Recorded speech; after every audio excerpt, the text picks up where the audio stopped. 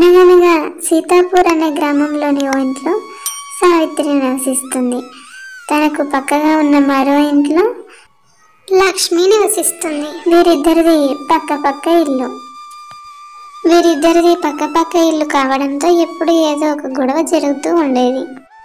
ఓ రోజు ఇంట్లో ఉన్న లక్ష్మి దగ్గరికి సావిత్రి వచ్చి ఇలా అంటుంది.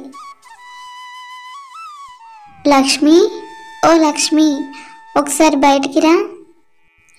ఏంటిది సావిత్రి ఇలా వచ్చావు?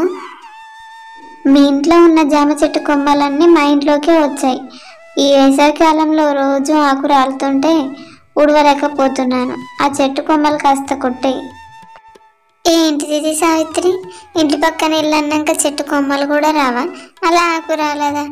కాయలు కాసినప్పుడు బాగానే తింటావు కదా. ఇది మరీ బాగుంది. చెట్టు కాయలన్నీ నేనే తింటున్నట్టు. ఏదో 1-2 తిన్నందుకు వేసవికాలం పోయేదాకా చెట్టు కొమ్మలు రాల్చే ఆకు ప్రతిరోజు ఊడవాలంటే నాకెలా కుదురుద్ది?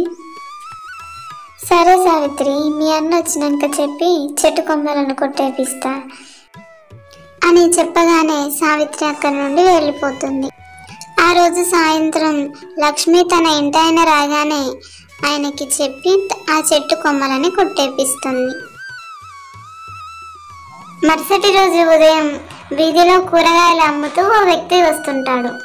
కూరగాయలమ్మా, కూరగాయలు, తాజా తాజా కూరగాయలు.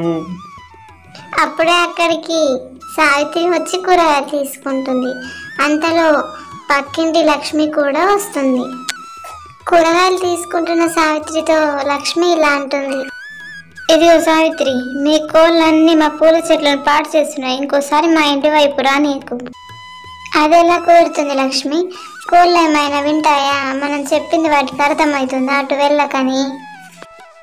అలా అని నేను ప్రేమగా పెంచుకున్న నా పూల చెట్లను పాడు చేస్తుంటే నేను ఊరుకోవాలనా? మీ ఇంట్లో నుంచి వేస్ట్ వాటర్ అంతా మా ఇంటి వైపే వస్తుంది.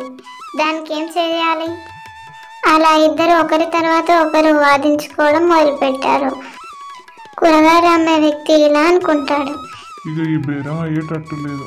వేరే వైపు వెళ్ళి అక్కడ అమ్ముకోవడం బెటర్ అనుకుని అక్కడి నుంచి వెళ్ళిపోతాడు.